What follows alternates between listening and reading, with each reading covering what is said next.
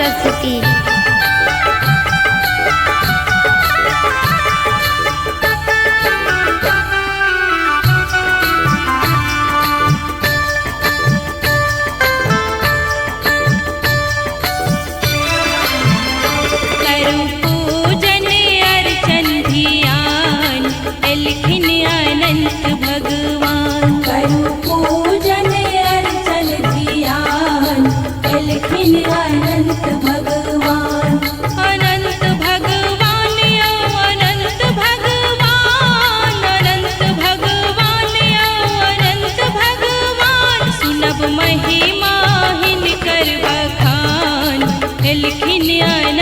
भगवान सुनब महिमा हिनकर बखान, एलखिन अनंत भगवान।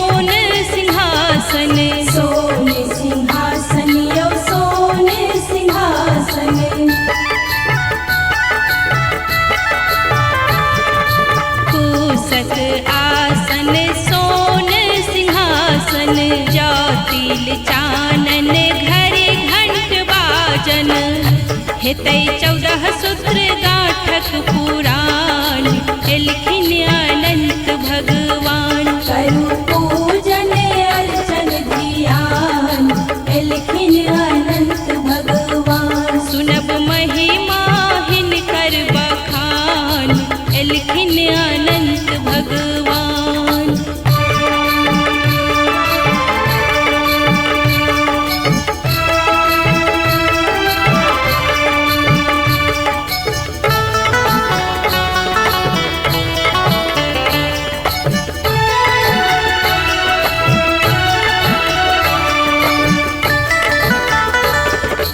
गायक दूध खीरा आनब, खीरा आनब यौ खीरा आनब।